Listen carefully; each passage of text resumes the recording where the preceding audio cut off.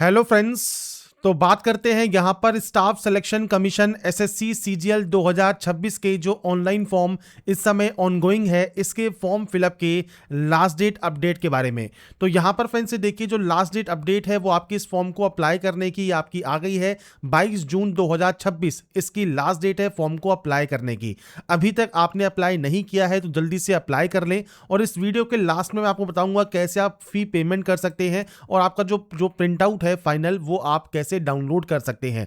और अगर आपका यहां पर कोई भी गलती हो गई है तो आप टेंशन ना लें, आप यहां पर करेक्शन विंडो जो अब आपकी ओपन होगी 29 जून से, उसमें आप करेक्शन भी कर पाएंगे। तो आपको सीजीएल के फॉर्म को अप्लाई करने के लिए क्या क्या प्रोसेस आपको करना है, क्या क्या डिटेल्स आपको फिल करनी है, इन सभी डिटेल्स के बारे में हम बात करने वाले हैं। और ये इसकी लास्ट डेट अपडेट है, तो आप जल्दी से फॉर्म को अप्लाई कर दें और फॉर्म को सबमिट करके फाइनल प्रिंट आउट आप अपने पास डाउनलोड करके रख लें। बाकी डिटेल्स आप jobrasa.com पर जाकर चेकआउट कर सकते हैं। लिंक आपको वीडियो डिस्क्रिप्शन में और पिन कमेंट में देखने को मिल जाएगा। तो सबसे पहले एसएससी के इस पोर्टल पर आइए और यहां पर लॉगिन या रजिस्टर वाले ऑप्शन पर क्लिक कीजिए। अब रजिस्ट्रेशन नंबर एंड पासवर्ड डालकर आपको लॉगिन करना है, अगर आप पहले से रजिस्टर कैंडिडेट हैं उस कंडीशन में।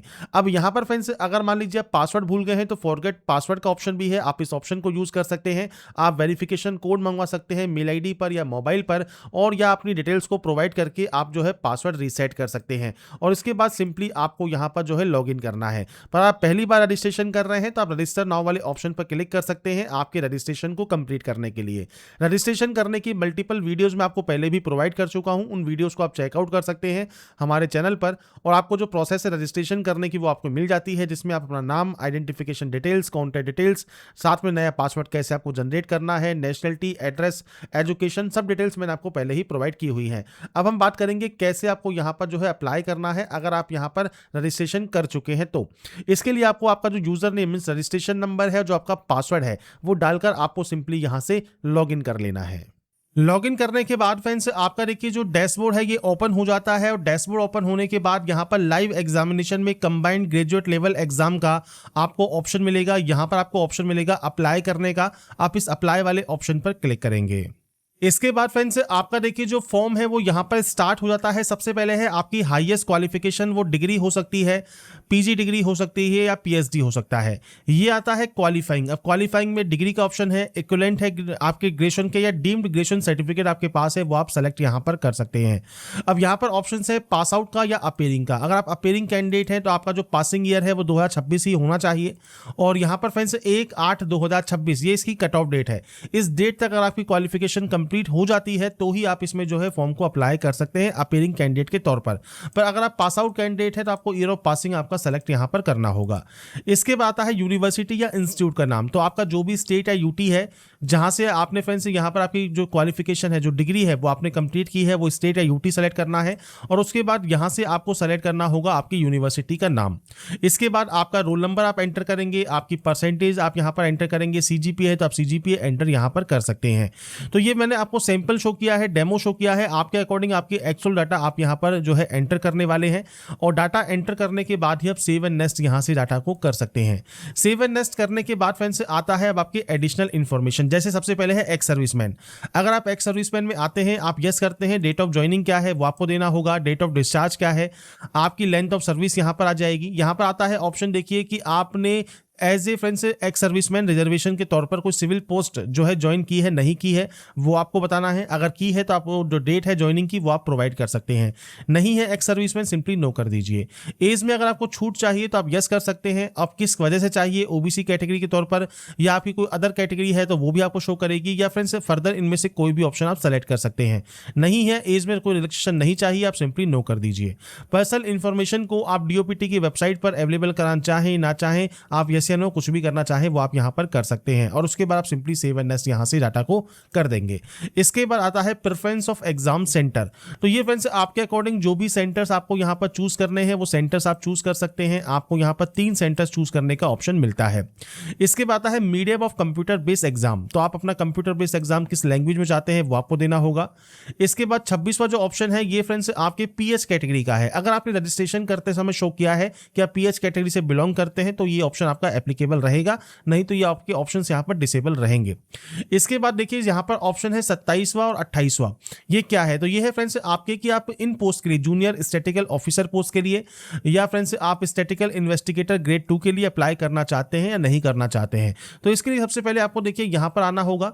यहाँ पर आने के बाद देखिए आपको क्वालिफिकेशन देखनी है। जैसे असिस्टेंट ऑडिट ऑफिसर है, इसके लिए बैचलर डिग्री ही रिक्वायर्ड है। डिजायरेबल है तो अच्छी बात है, नहीं भी है तो भी आप डिग्री के माध्यम से आवेदन कर सकते हैं। इसके बाद assistant audit officer state cadre है। अब यहाँ पर देखिए बैचलर डिग्री रिक्वायर्ड है, साथ में प्रोफेंसी आपसे मांगी गई है। नीचे आप आएंगे तो यहाँ पर फ्रेंड्स आपको और क्वालिफिकेशंस देखने को मिल जाती हैं, तो आप यहाँ पर क्वालिफिकेशन चेक करने, जैसे जेएसओ है junior statistical officer, bachelor degree आपके पास यहाँ पर रिक्वायर्ड यहाँ पर की गई है। 60% मार्क्स के साथ मैथमेटिक्स में 12th स्टैंडर्ड लेवल में आपके पास यहाँ पर होना जरूरी है। या बैचलर डिग्री आपने स्टैटिक्स के साथ की है तो आप आवेदन कर सकते हैं। स्टैटिकल इन्वेस्टिगेटर ग्रेड 2, इनके लिए फ्रेंड जो क्वालिफिकेशन रिक्वायरमेंट है वो आपको यहाँ पर दी गई है।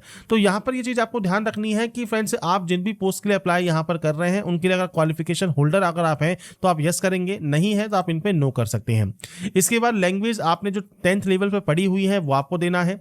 मीडियम क्या है, मैट्रिकुलेशन एग्जाम का वो आपको देना है।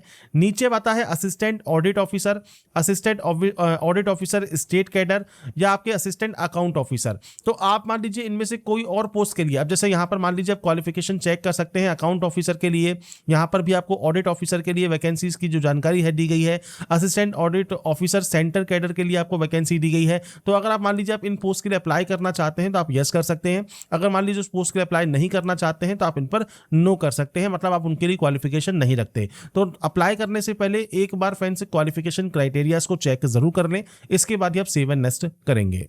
इसके बाद फ्रेंड्स नेक्स्ट ऑप्शन आएगा आपके फोटोग्राफ एंड सिग्नेचर अपलोड करने का। तो यहाँ पर फ्रेंड्स आपको देखिए जो फेस ऑथेंटिकेशन है वो आपको सबसे पहले कंप्लीट करना होगा। इसके लिए आपको करना क्या है, मोबाइल एप्लीकेशन होता है आपकी माई एसएससी का, उसके डैशबोर्ड पर जाना है। एप्लीकेशन फॉर्म पर फ्रेंड्स जाकर आपको आधार ऑथेंटिकेशन वेरिफिकेशन सबसे पहले कंप्लीट कर लेना है।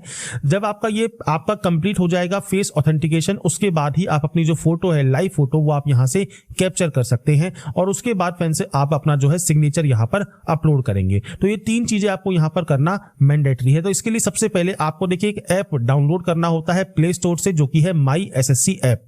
तो यहाँ पर फ्रेंड्स देखिए मैं आपके सामने एक सैंपल शो कर रहा हूँ। गूगल प्ले स्टोर पर आप जाएंगे तो आपको यहाँ पर देखिए माई एसएससी का जो ऑप्शन है वो आपको मिल जाता है। आपको यहाँ पर जो इंस्टॉल है वो आप कर सकते हैं इस ऐप को, और उसके बाद फ्रेंड्स आप आगे की जो प्रोसेस है वो आप यहाँ पर कंप्लीट कर सकते हैं। तो आपके पास ये ऐप होना चाहिए और उसके बाद ही आप इससे जो है फैसिलिटीज का यूज कर सकते हैं, जिसमें आप फेस ऑथेंटिकेशन यहाँ पर कर सकते हैं। साथ में आपकी जो कैप्चर फोटो है वो आप कैप्चर लाइव फोटो पर क्लिक करेंगे तो आपका जो वेब कैमरा है उससे आप अपनी लाइव फोटो भी कैप्चर कर सकते हैं, या फ्रेंड्स आप अपने माई एसएससी ऐप से भी आपकी जो फोटो है वो कैप्चर कर पाएंगे। और सिग्नेचर आपको यहाँ पर अपलोड करना है 10 से 20 KB में, और आपको हाइट यहाँ पर दी गई है और विड्थ आपको दी गई है, जो कि फ्रेंड्स आपको आपका सिग्नेचर का आपको कम से कम रखना होगा और उसके बाद ही ये आपका अपलोड होगा।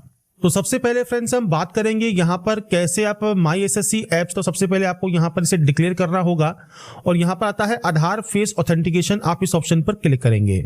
इसके बाद फ्रेंड्स यहाँ पर देखिए कंप्लीट एक्शन यूजिंग का ऑप्शन आएगा, तो आपको आधार फेस आईडी का ऑप्शन मिलेगा, आप इस ऑप्शन को क्लिक कर लेंगे। आधार फेस आईडी अगर ये आपके पास डाउनलोड नहीं है तो ये भी आप जो है इंस्टॉल कर सकते हैं। इसके बाद फ्रेंड्स यहाँ पर देखिए जो ये स्टेप है ये आपके कंप्लीट होने दें। इसके बाद फ्रेंड्स कुछ इस तरह का इंटरफेस आपके सामने आएगा। यहाँ पर friends face not detected show कर रहा है, तो आपको यहाँ पर इस सर्किल में आपका जो चेहरा है फेस है वो आपको रखना है और उसके बाद उसे आपको ऑथेंटिकेट करना होगा। तो जब अपना चेहरा आप यहाँ पर रखेंगे और उसके बाद जब आपको आंखों को ब्लिंक करना है, इसके बाद देखिए इमेज आपकी यहाँ पर सक्सेसफुल आ जाएगी और उसके बाद फ्रेंड्स आपको यहाँ से इसे सेव एंड नेक्स्ट करना देना होगा। इसके बाद देखिए फेस आईडी वेरिफिकेशन सक्सेसफुल आपका हो जाएगा, आप इसे ओके कर सकते हैं। अब आपको यहाँ पर लाइव फोटो कैप्चर करनी है, तो ध्यान रखिएगा आपको यहाँ पर अच्छी जो है लाइटिंग रखनी है, प्लेन बैकग्राउंड रखना है और उसके बाद आपकी जो लाइव फोटो है वो आपको यहाँ पर कैप्चर करनी है। तो आप कैप्चर लाइव फोटो वाले ऑप्शन पर क्लिक करेंगे।